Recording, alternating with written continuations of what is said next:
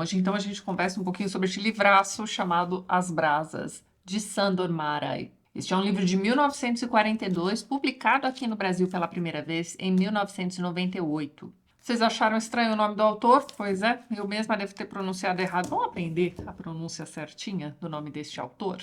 Sándor Márai. Sándor Márai. Mas como está todo mundo acostumado a chamá-lo de Sándor Márai por aqui mesmo, a gente continua também, não tem problema. Bem, este autor nasceu em 1900 na Eslováquia, que naquela época fazia parte do Império Austro-Húngaro.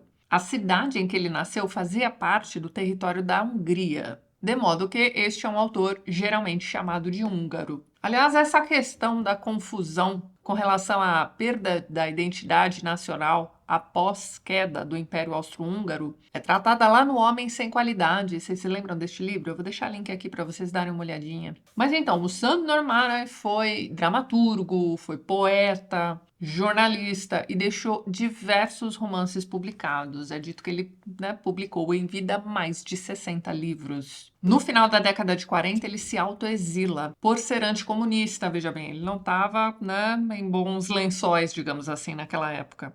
E ele passa por alguns países até fixar residência nos Estados Unidos. Então, ele que era um dos maiores escritores húngaros de todos os tempos e um dos maiores escritores europeus daquela época, teve sua obra proibida por lá, mas ele continuou escrevendo nos Estados Unidos, inclusive é dito que ele continuou escrevendo em sua língua natal, língua mãe, olha, bom, vocês entenderam. E nos Estados Unidos ele continuou criticando o comunismo e defendendo a liberdade de pensamento, hein? Então, durante muito tempo, ele foi absolutamente ignorado pela crítica, exatamente por conta de seu posicionamento. E ele viveu uma vida longa, e como alguns dos escritores de sua geração, ele também vai cometer o suicídio, só que já em idade avançada. Isso depois de ter assistido a lenta e dolorosa doença final de sua esposa. Ele não queria ter o mesmo fim. Então, ele tira sua própria vida em 1989 e, curiosamente, seus livros só passam a ser publicados em sua terra natal após a queda da União Soviética, não é mesmo? Aqui no Brasil, como eu disse para vocês, seus livros começam a ser publicados no final da década de 90 e ele tem diversos livros publicados por aqui. Inclusive um deles sobre a Guerra de Canudos, que ele escreve logo depois de ter lido e ficado impressionadíssimo com Os Sertões, de Euclides da Cunha, que já tem vídeo aqui no canal. Aliás, é um baita de um livro impressionante mesmo, viu? Mas seu livro mais famoso, não só por aqui, como o mundo afora, é este aqui mesmo, ó, As Brasas, sobre o qual nós vamos conversar hoje, certo? Pois muito bem. Esta história se passa em 1940, mais especificamente, mas assim, o livro se passa em 1940, mas existe um flashback que vai dar conta aí de décadas anteriores. Então, este momento do presente, que dura aí cerca de 70% do livro, vai se desenrolar durante apenas um dia. Então, tudo começa com o general, como ele é chamado aqui neste livro, recebendo uma carta de alguém a que ele não vê há mais de 40 anos, hein? 41 anos e 43 dias, para ser mais exata.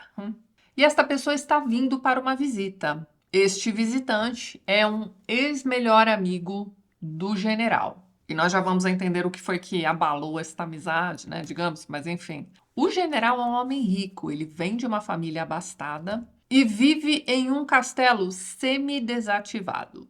Então, existe toda uma área deste castelo que ninguém frequenta, O general vive recluso com sua babá de mais de 90 anos, Ela ainda está viva e ainda cuida da casa do general. Ela é meio que uma governanta ali hoje em dia. Pois então, além desta governanta, ele tem também um funcionário que é meio que um faz-tudo, de certa forma, Ele serve de mordomo, ele é um motorista. E é isso, ele não costuma receber visitas, mas curiosamente ele promove alguns eventos, digamos assim, tipo caçadas, Todo mundo aqui ama caçadas. Além disso, ele promove também alguns jantares e tudo mais, mas ele nunca está lá, Quem vai em seu nome geralmente é este funcionário dele, mas ele mesmo nunca participa. As pessoas não o veem, Então, é quase como se ele não existisse. Então perceba que esta visita deste ex-melhor amigo de infância e juventude é diferente. Como eu disse para vocês, ele se lembra inclusive da data exata em que o desaparecimento desse rapaz aconteceu. Então, tem um outro detalhe bem interessante aqui também. Para preparar o castelo, né, para receber esta visita, ele pede à governanta que arrume o castelo exatamente como ele era naquela época, mais de 40 anos atrás. Pois então, perceba que ele está tentando recriar o ambiente exato do passado para que seu ex-amigo, ao chegar, meio que volte no tempo. Ele responda algumas perguntas que ficaram sem resposta durante todo esse tempo.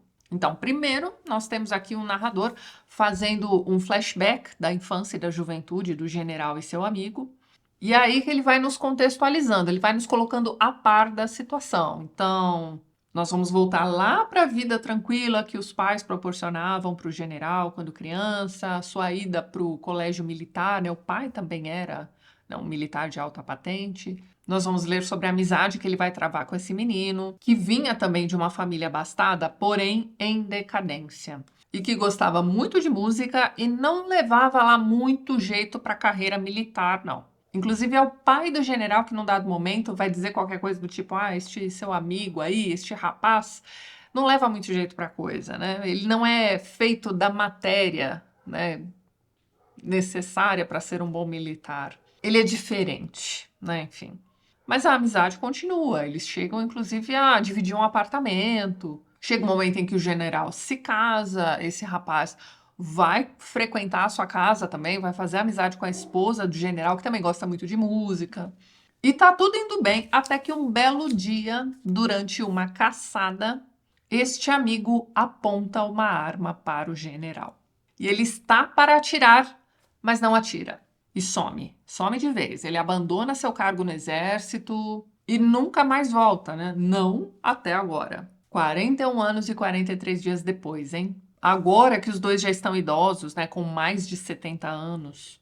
Então tá, tudo preparado para receber esta visita ilustre, né? O amigo chega, eles vão jantar, conversando amenidades. Tudo isso num climão meio esquisito, né? Imagine aí esta situação. Depois eles se sentam ao redor da lareira, observando as brasas, hein? Pois então. E é aí que nós temos o início da lavação de roupa suja. Tudo muito civilizado, com muita calma, mas a questão é que o general começa a se lembrar com muitos detalhes daquela época. E é ele quem mais fala, né? O ex-amigo fica meio que monossilábico. Mas ao longo da conversa, a gente vai descobrindo que aquele cara e a esposa do general tiveram um caso. Ela mantinha um diário que some na noite em que o rapaz some também, mas depois o general encontra esse diário. Só que ele fica meio, como é que vamos dizer, ressabiado, né? Ele não abre o diário. E naquela mesma noite do desaparecimento do amigo, ele também decide que nunca mais vai ver a esposa. Então ele a deixa lá no castelo e vai morar numa casa menor ali dentro da própria propriedade mesmo. Mas ele não vê mais, ele só vai vê-la novamente morta, 8 anos depois. E a governanta só lhe diz hoje, neste dia, né, da chegada aí do ex-amigo, que a esposa dele morreu chamando seu nome. Digo, o nome do general mesmo. Pois então. Mas no dia do desaparecimento do amigo, assim que ele conta, né, para a esposa, poxa, fulano sumiu, né, não sei o que lá, ela vai dizer qualquer coisa do tipo, ah, ele era um covarde mesmo. E esse comentário da esposa o atormenta até hoje. Essa é a principal pergunta que ele tem para o ex-amigo aqui esta noite. Afinal de contas, ela sabia que o ex-amigo planejara matá-lo durante aquela caçada? Ou seja, ela também havia planejado aquilo? Digamos que aqui neste livro fica o dito pelo não dito. Este é um livro que se constrói pelas lacunas. Mesmo porque tem um momento aqui neste livro, lá pelo capítulo, acho que é exatamente no capítulo 7, deixa eu abrir aqui, ó, página 45.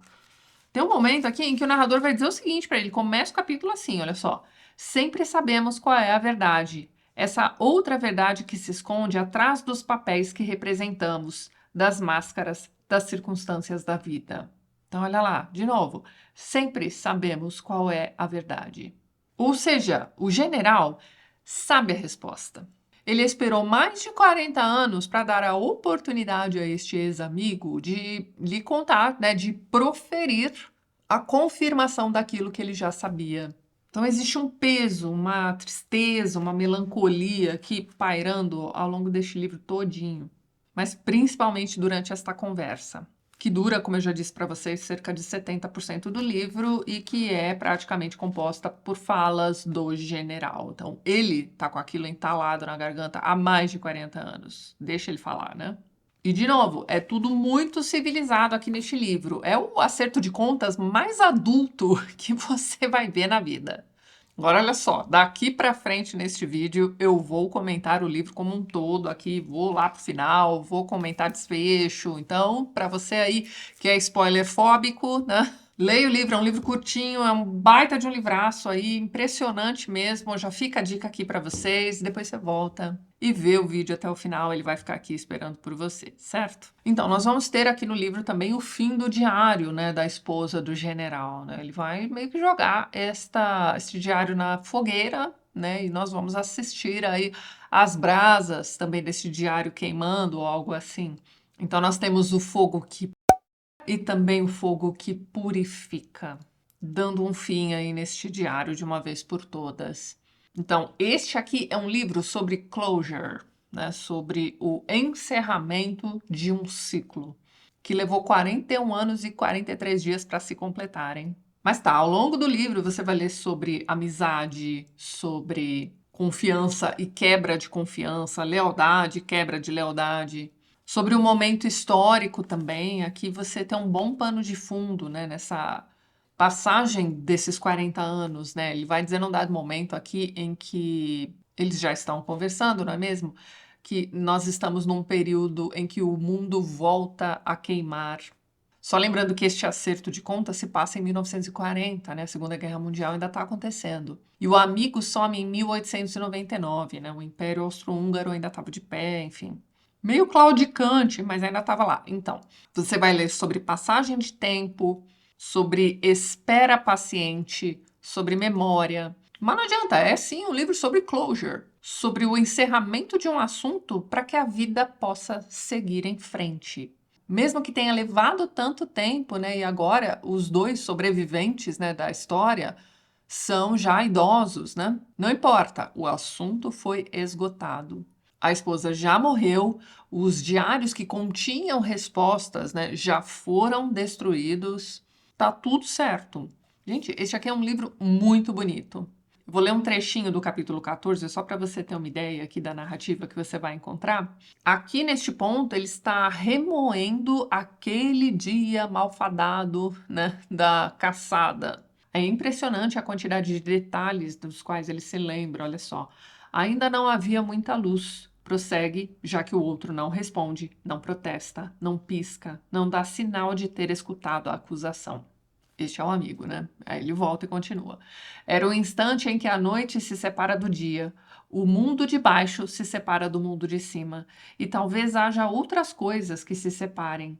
O instante em que a profundidade e a altura, a luz e a escuridão ainda se tocam no mundo e na alma humana, em que aqueles que dormem acordam sobressaltados de seus sonhos complexos e atormentados, e os doentes dão um suspiro profundo porque percebem que o inferno da noite terminou e está prestes a dar lugar a um sofrimento mais articulado. Né, quem já ficou realmente doente sabe que é um alívio quando a luz do sol, né, vai brilhando no dia seguinte. Bom, e o final da conversa também é impressionante, pessoal. Na página 162, você tem o general fazendo uma outra pergunta, né? A principal era se a Cristina, né, sua esposa, realmente sabia, né, dos planos do seu amante, né, de matar o general, se ela havia participado desses planos também, enfim, esta era a pergunta principal. Mas ele tem uma outra pergunta, olha só. É esse o sentido da segunda pergunta. Eila, o que ganhamos com nosso orgulho e nossa presunção? O verdadeiro significado de nossa vida não terá sido a atração irresistível por uma mulher que morreu? É uma pergunta difícil, eu sei. De minha parte, não sei o que responder. Em minha vida, experimentei tudo, vi tudo, a paz e a guerra, coisas miseráveis e grandiosas. Vi um covarde como você e um presunçoso como eu. Vi desencadearem-se lutas e restabelecerem-se compromissos. Mas quem sabe, no fundo, o significado de nossa vida e de todas as nossas ações não tenha sido o laço que nos unia a alguém que nos magoou. O laço ou a paixão, chame-o como quiser. É esta a pergunta? Sim, é esta. Gostaria que você me dissesse. E aí ele continua divagando sobre essa pergunta, e lá embaixo ele diz, ó, responda se for capaz, diz levantando a voz. Esse é o único momento em que ele levanta a voz, ele já tá perdendo a paciência. E aí o outro se mexe, né? O outro responde. Aí ele vai dizer isso aqui, ó. Por que me pergunta? Responde calmamente o hóspede. Você sabe muito bem que é assim. A resposta é essa mesmo, ele já tinha dado a resposta. Aí olha só, e examinam-se longamente com atenção. O general respira com dificuldade, abaixa a maçaneta. O vestíbulo espaçoso está riscado de sombras e luzes ondulantes. Descem os degraus em silêncio. Os criados correm até eles, levando-lhes lanternas, o capote e o chapéu de Conrad. Conrad é o amigo, né? O ex-amigo. Diante do portão, as rodas do carro rangem no cascalho. Conrad e o general despedem-se em silêncio, com um aperto de mão e uma profunda reverência. Pronto, acabou, né? Eis aqui o assunto encerrado, não é mesmo? Voltando lá ao início do capítulo 7, né? Sempre sabemos qual é a verdade. Ele já sabia o tempo todo, né? Ele só aguardava por confirmação do outro. O livro ainda segue para uma cena rápida, né, em que o general pede para a governanta recolocar, né, o quadro da ex-esposa, né, um retrato dela ali na parede certinha. E depois disso, existe um beijo, né, entre o general e sua babá, que é uma das coisas mais estranhas que você vai ler na sua vida. Olha só, beijam-se, um estranho beijo rápido e meio encabulado. Se alguém os visse, não poderia deixar de sorrir, mas, como todos os beijos humanos, este também, por seu jeito carinhoso e grotesco, é a resposta a uma pergunta que é impossível confiar às palavras. O que foi isso, não? Pois vocês me digam aí nos comentários o que vocês acharam deste final, né, do capítulo 20 aqui deste livro. Teria sido a babá do general em algum momento sua amante? Essa cena é muito estranha, depois vocês me contem aí nos comentários o que vocês acharam disso. Mas em geral, né, tirando a estranheza aqui deste final, este estranhamento, na verdade, enfim, nós temos aqui, gente, um dos livros mais bonitos que você vai ler na sua vida. Não vai agradar todo mundo. Imagino que muita gente tenha lido aqui este solilóquio, né? Este monólogo do general traído, né? Bastante longo, chato, repetitivo. Imagino que isso tenha acontecido por aí. Mas para mim foi tudo muito bonito. Eu achei a escrita deste livro muito bonita, né? O trabalho de tradução foi muito bem feito, revisão também. É um texto muito bonito, pessoal. Fica a dica aqui para vocês. Reforço, né, a recomendação de tanta gente bacana que já leu este livro e tem como um dos favoritos também. Não acho que ele seja um dos meus favoritos. Vamos ver com distanciamento, né, pessoal? Eu acabei de ler este livro, estou aqui conversando com vocês sobre ele. Vamos ver. De repente, lá no vídeo de encerramento do mês, a minha opinião já tenha mudado um pouquinho, né? A gente precisa digerir leituras como esta aqui para tomar algumas decisões, né, a respeito de classificação, talvez, né? É um dos favoritos ou não? Com certeza, é um dos livros mais bonitos que eu já li até agora este ano. Uma das melhores leituras, né? Nós ainda temos alguns meses pela frente, né? Vamos ver. Talvez vocês já tenham aqui nesta resenha um spoiler aí de um dos livros dos meus favoritos de 2024. Mas é isso então, pessoal. Eu vou ficando por aqui, mas antes gostaria de mais uma vez agradecer a todos os apoiadores do canal. Você está vendo os nomes deles aqui ao lado e na descrição do vídeo você encontra todos os links para os perfis literários do pessoal que apoia o TLT e que também produz conteúdo sobre livros aqui no YouTube e no Instagram. Caso você queira também se tornar um apoiador do canal, já deixo aqui meu muito obrigada de coração. Dê uma olhadinha no primeiro link que eu vou deixar na descrição deste vídeo e é isso então. A gente se vê nos próximos vídeos do canal. Um beijo grande e até mais!